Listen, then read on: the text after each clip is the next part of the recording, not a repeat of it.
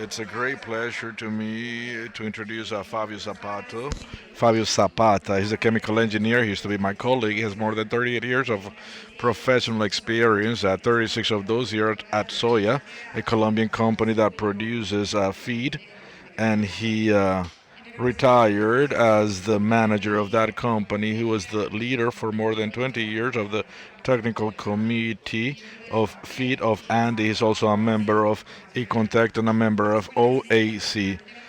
He's an international speaker in topics with regards to analytical resources, quality control, good manufacturing practices, fatty acid profiles for different oils and fats, amino acidic profile for different protein sources. He has provided support to different producers in their production processes so they can obtain the right materials fit to the needs of their clients. He's an expert in grease conservation, product management, and in micro analysis. He has conducted many courses in the United States, Europe, Brazil, Argentina, and Chile with regards to the origin of different materials that are key in human feeding and animal feeding, such as premixes, vitamins, and minerals. He's a leader for certification, BAP, for instance, and FDA, among others. He's also the president of many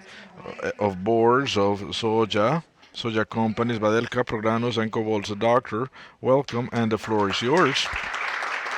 Buenas tardes, Ana María. Good afternoon, Ana Maria. Thanks for introducing me. I met Ana Maria when she was a young girl, and you can see her as a grown, important woman. Thanks to the team that is supporting Ana Maria. To me, it's a great pleasure and a great challenge to be here sharing experiences with you. And as you are going to observe, I'm not going to speak specifically about mycotoxins. Specifically, I'm going to speak about your responsibility with regards to mycotoxins. I have always said that nutritionists are the financiers of our different companies. They have a tremendous responsibility and many challenges. Going into the topic, we cannot neglect or ignore the adverse effects of mycotoxin in livestock exploitation. Magnifying the presence of mycotoxin generates high cost with the different diets, and as a matter of fact, it's not a secret that diets have to follow specific requirements and excesses in those requirements are quite costly. So again, this is an opportunity to make the corrections. Another thing is that mycotoxins are not formulated, they're simply identified. And another thing is that supply logistics need to be harmonized with the processes of nutrition and formulation. There's also an additional issue with regards to farms. Farms usually argue that mycotoxins have to do with nutrition. Nutritionists indicate that mycotoxins are a problem of the different plants, and the plants argue that mycotoxins are a problem of sales. It can be one, it can be all, it can be none. Again, we cannot exaggerate the problems at the plant. For instance, we cannot lack microbiological controls of the different ingredients. And yes, when we speak about mycotoxin, we're speaking about fungi. But there are other different types of mycotoxins. Another issue, another problem is supplying yourself from suppliers that are not reliable. Another risk is not taking sufficient time for cleaning and hygiene processes. Another frequent issue, is that materials are not rotated properly throughout the supply chain. Another issue is that some perceptions are taken for granted without any deeper analysis, an analysis that might explain what's being reported. I do know that all of you are or have plenty of information. You guys are quite knowledgeable. You also study a lot, and again, you have a tremendous amount of information, including many documents. So I'm not here to repeat what's in those documents, but in any case, we cannot ignore and we cannot skip making time for analyzing all this information. And we can say that I'm going to highlight some of those key concepts. Throughout the day, we have spoken about moisture, 16.5 moisture at harvest time. I think that is a great level of moisture. And let me give you an anecdote. I have seen harvests with moisture of up to 35%. 35%. Technology has advanced, and management or handling practices. So as we increase relative moisture, we increase equilibrium. Likewise, when the environment temperature is higher, again, this relative moisture is also kept. And I'm saying all this because there might be cases where we might think that moisture is quite high when it is not. And I also have to mention that relative humidity is a property of different materials, and corn is quite similar to sorghum with regards to its relative humidity, but it is relative different to sorghum. If we're speaking about corn at an equilibrium of 14%, a soy can be 12%. Anything above that indicates lack of stability. But the main point here is that there are different conditions, original environmental conditions for all the different grains in all the different sites. For instance, in the Gulf, and there are also environmental conditions at the destination. As soon as the grains reach the destination, that equilibrium unit does not change. It depends on time and on other factors. With regards to different silos, we have ventilation hours, ventilation capacity, climate stations, for instance, type of silos. Ventilation during storage, for instance, is another condition. Conditions of the grain when it is received. So, in other words, if in a silo or a warehouse you have lack of uniformity in the batch is going to behave based on the most critical conditions. So it is important to emphasize what Dr. Carl Reed once said. I had the opportunity of meeting him. He's been one of the many professors that I have had throughout my life.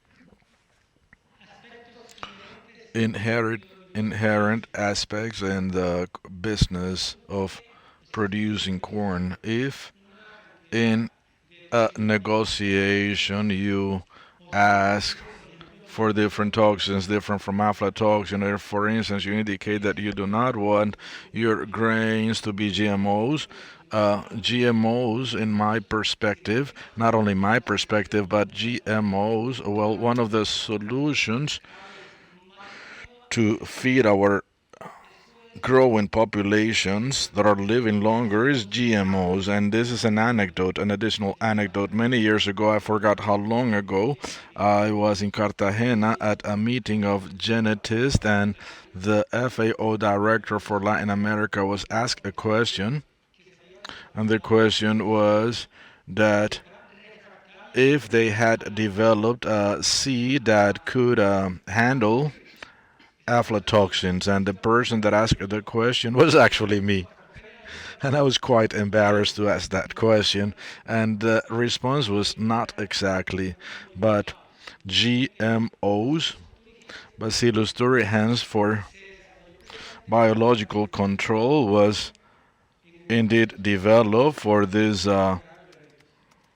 type of worm to dig holes in grains, and the healthier the grain, the least possibilities of being affected by different fungi.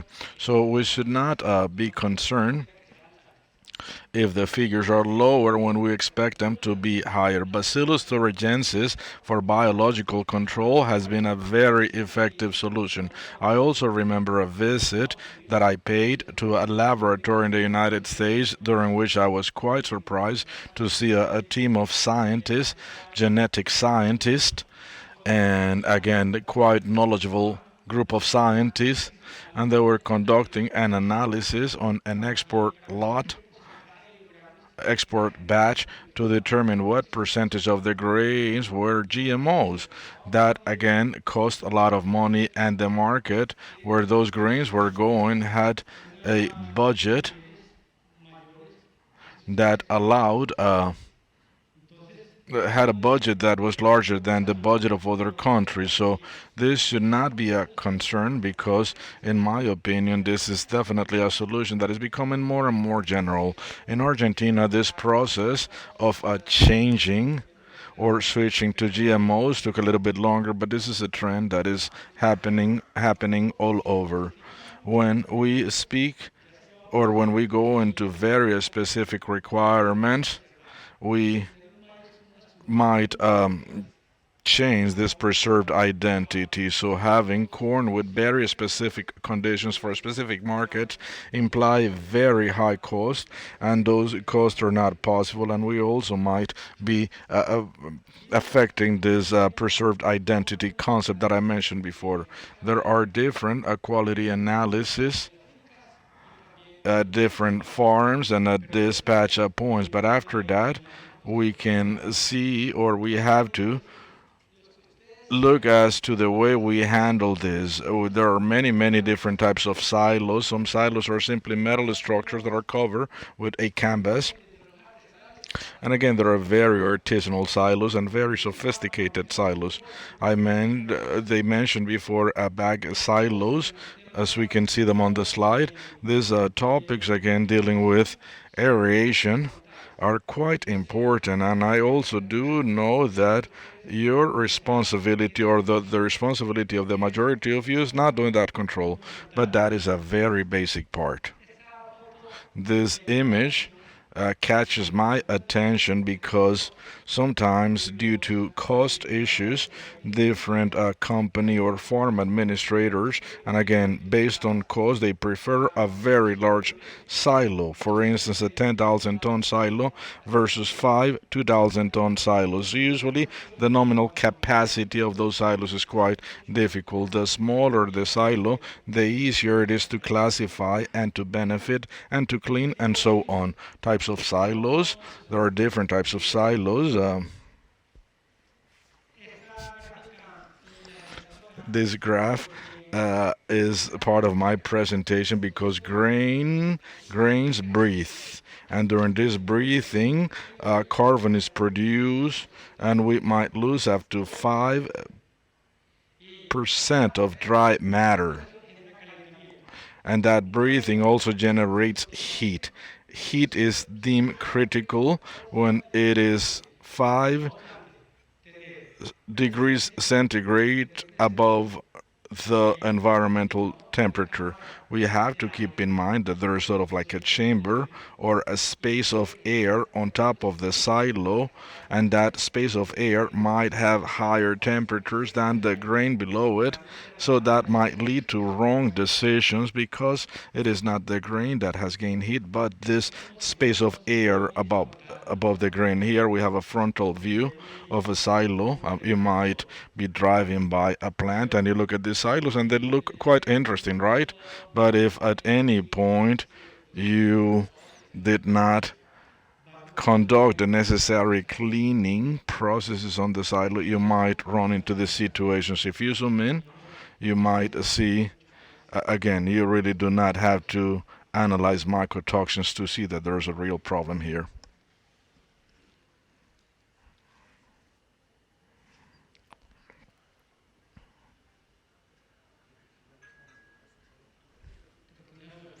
Why isn't the clicker working? Clicker's not working. And that's the slide that I wanted to go through the fastest and the clicker was not working. Okay, it is working now. So again, as I said before, it is very important to conduct a proper detailed follow-up with your teams and your plans. I do know that it is becoming more and more complicated to go into these sites because of different accidents and so on. I mean, I know of stories when people have died conducting these different processes, but using different safety equipment elements, we can prevent dangerous situations. But we might not see these situations if we do not empty the silos completely, go into the silos to check them. Again, we cannot simply work on good faith that everything is working properly. As I mentioned before, 0.5% of dry matter loss. But if we're speaking about shrinkages with regards to microorganisms, I mean, that can go way further, and this might also lead to wrong management in the plants due to unacceptable shrinkages, and that does definitely affect cost because these are losses that can be prevented. The organic acids and different salts, there are many other products that can provide a very interesting functions, and it turns out that here I mentioned aeration, I mentioned silo filling, storage, optimum storage, and something that has been frequently repeated during storage. In the best case scenario, qualities are kept. I'm going to take my time. I'm going to present until you tell me I'm out of time, and the rest is going to be shared with you in your memories. Ventilation is quite important. One ventilator per plant. Oh, you need ventilators per plant. When you use organic acids on grains, it is important not to ventilate immediately because that might lead to products are losing their effectiveness. Again, this is important with regards to storage. Once you fill the silos, in the center of the silo is where most impurities concentrate. So it is important to remove the first 10% to prevent that when you ventilate air going only through the lateral size. And again, this is quite important to be able to handle this properly. Pest, I also mentioned before, there are many different types of pests that are contamination or pollution vectors, shrinkages, post harvest, and so on. These are the most relevant ones, which are quite gross, and again, they also imply shrinkages, and some of these pests are quite difficult to eliminate in different opportunities. And this pest or these bugs are, again, as I mentioned before, of prevalence vectors of prevalence that affect the different foods, some that have a longer shelf lives, as we mentioned before. Bacteria. Sometimes we say, oh, what happens with salmonella? Yes, it can happen. Because there are many areas where it can get contaminated, and like the vectors I just mentioned. Happens in a lot of places. These things that I've seen a lot of silos and plants, and have seen things that you can't even imagine that you can find there. Origin of the mycotoxins, variety of the grain, areas, productive areas that are part of the conditions, and mycotoxins for the use of nutritional and feed, we have to consider everything. And while there are more days, there's a much more solid matrix of all the information. But we formulate protein, naturally the amino acids. Nevertheless, mycotoxins are not formulated here. Presence of fungus, mycotoxins, absence of fungus doesn't mean the absence of mycotoxins. Another point of view, I would like to highlight this point here. La actividad del agua. Activity of the water. If you want to be very strict, the activity of the water, safe water, should be below zero 0.6 to have secure moisture, so that we have to have a very flat drying process that would affect the efficiencies of that drying process. An overview of the production plant. We all know this process is a physical transformation if we want it to be balanced. From the matrix, we have the idea of what should have once it arrived. But what's happening here in this plant is the ingredient in the hopper, the systems, transportation systems. Are they having other foreign materials?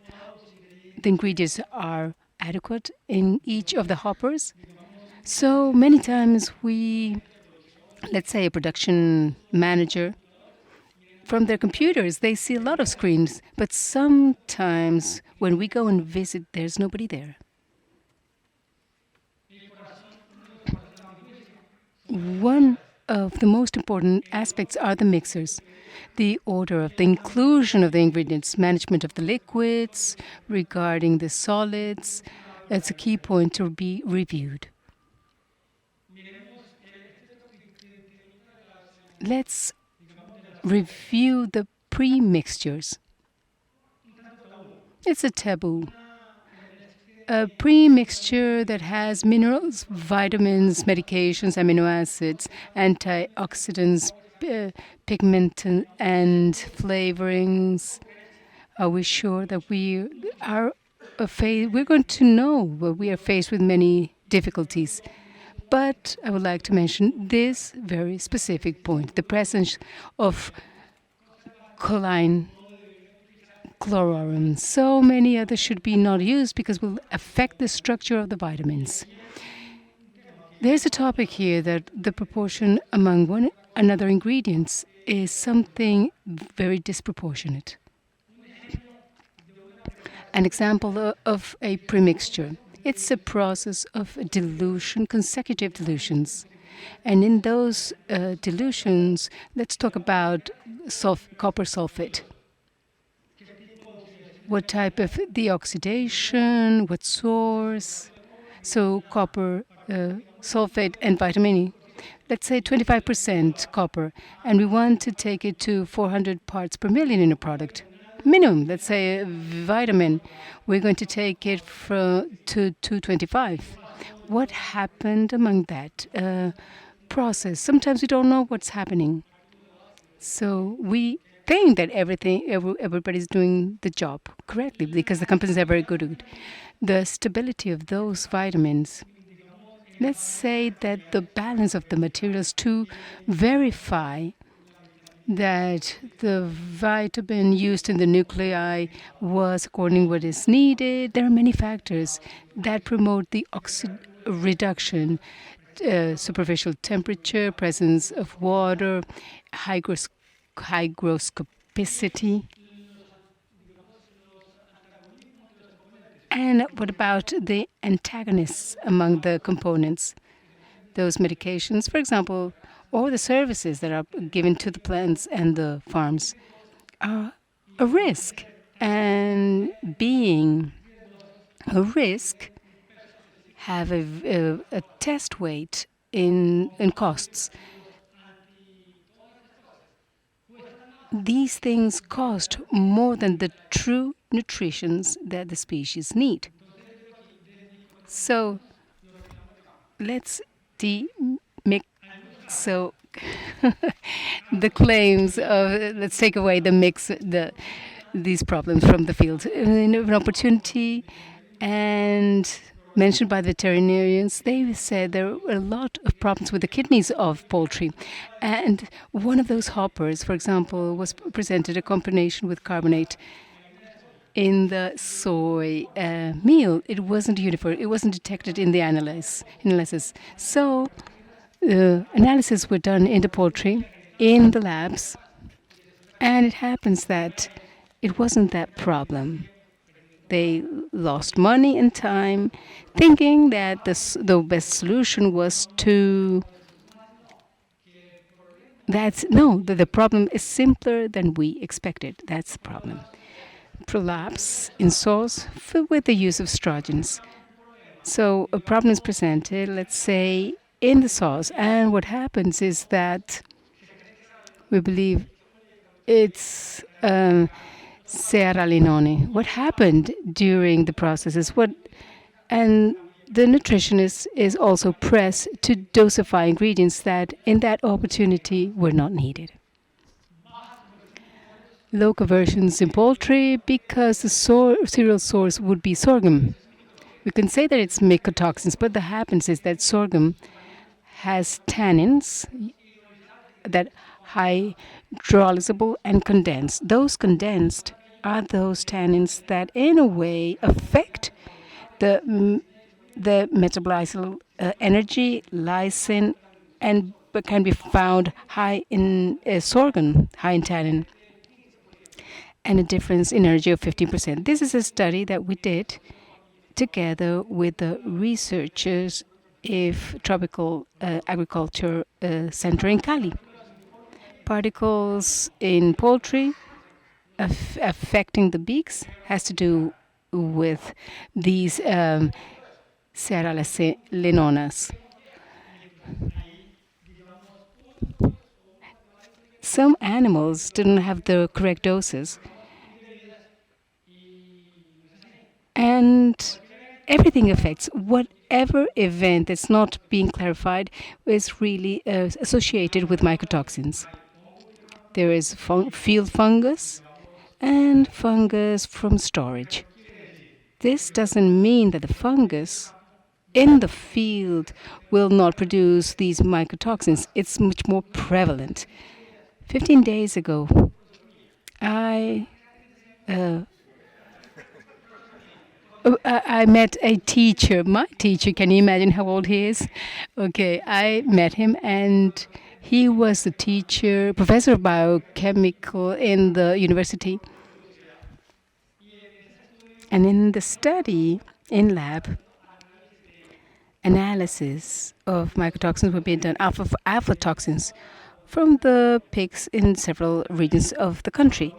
When I met this professor, when we would review the time the mycotoxins were in thin layer. It was a huge amount of work. That's the past. Talking about mycotoxins, we are seeing that these chemical structures. This is wonderful, don't you think so? Just look at these chemical structures. I wanted to mention this because it's very important to get to know them, to really understand how can they be analyzed, and if effectively they are at the levels of risk, and how damage of risk, and how can they be used. We have to know this. Once we know there are polar, non-polar, and depending on that nature, the product should be used. I'm pretty sure you all know this. Alpha toxins and everything, you know this. What can generate these alpha toxins, among other things? Where's the prevalence? I was not surprised when I heard one colleague saying why there are no ochratoxins. I'm pretty sure that there are no processes to assess this. I cannot say that I'm in a situation in my life where I'm not representing any lab nor company. I'm sharing my personal insights that will not really affect the entity, the organization who is representing me today. There are some materials that are susceptible to, let's say, wheat in the dry harvest. Why find mycotoxins where they're not in that area? I wouldn't even analyze them if it's not needed. It's like analyzing phosphorus in calcium carbonate. You're going to lose time. It's important, nevertheless, to measure them with very important equipment like HPLC, among other methodologies that are faster, that are also validated. In the byproducts of cereals, there are a lot of mycotoxins. Those that are there will be concentrated. I was talking about the dry or moist mill. And many times in the analysis of the grains, we take for granted the byproducts. Representative testing is key with the Kafka norms to have an ample coverage. The distribution of mycotoxins is not normal. If they are or not. If they are, it's an unpredictable distribution, not normal. Now, combining the chemical structure, the assessed resource why determine certain parts per billion that depends on the resources, because we have to see the level of detection, reproduction capacity, because there are many times analysis, but we have to see them in depth, how they were obtained to have really trustworthy results. This is a model. The chemical part has to really solve the peak in order to not be confused with a solvent, material, solvents, etc. And finally, as many molecules, we can see the digital component, because it's that conditions during those times, the storage, and with that safe information.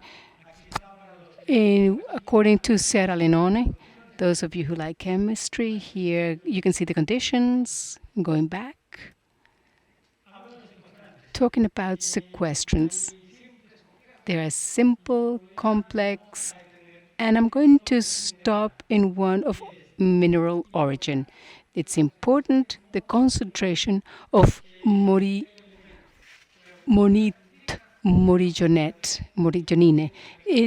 It has a capacity to neutralize. I don't like the word to the sequestration, but there's a lot of equipment of X-rays. Some toxins are not present. Sometimes the solvent sequestration is inadequate. There are other elements that are innocuous. We have to see it in detail so that the data really help us to make the best decisions that come from a good source. These final considerations. During storage, it conserves the property of the grains in best case scenario. Are living beings and they deteriorate, undoubtedly. Rotation. And as you can see, I mentioned it before, and it's important because I have to do a lot of emphasis. Not analyze a lot of costs and things, but we have to go to the most fundamental things. Moisture, foreign materials, grain damaged by these aspects really affect the business.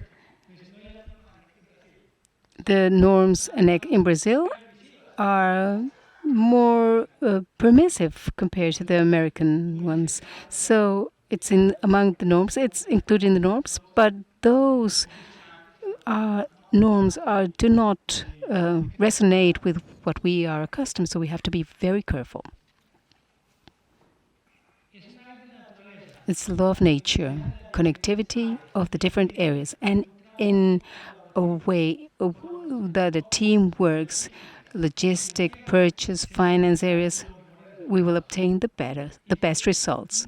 Insist, a lot of information and low analysis is a waste of time, because I see the agenda of some nutritionists. I know a lot of people here, and what amount of meetings. Uh, I do understand why some suppliers can have the best products, but there's no chance to present the products.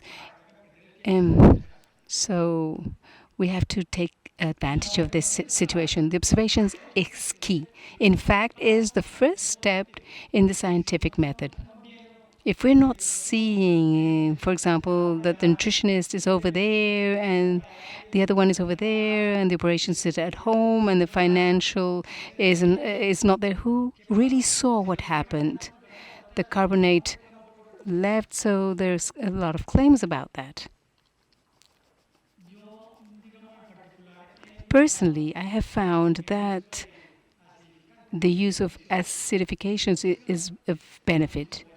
And I think it's very important. I would like to understand that as an insurance towards prevention.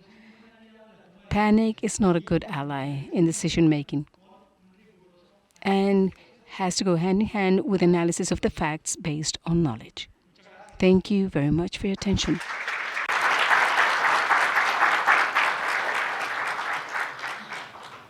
Doctor, muchas gracias. Thank you very much, Doctor. We do have 5 additional minutes for questions. If anyone has a question, please raise your hand. We'll bring you a microphone. Wait for the microphone so you can ask the question. So again, if you have any questions, please raise your hands. Mycotoxins has always been a topic that has generated lots of interest in previous report presentations. So we wanted to bring someone with experience in mycotoxins to speak from a different perspective with regards to his knowledge. If you have any questions, please raise your hands. We'll bring you a microphone. Okay, apparently we're all very tired and you guys are dying to leave. Dr. Zapata is going to be with us at tonight's reception. Right, I have seen some of you talking with him during today's activity, so I would like to invite you to continue approaching him and speaking with him during tonight's reception. And please give him a round of applause. Thank you, he says.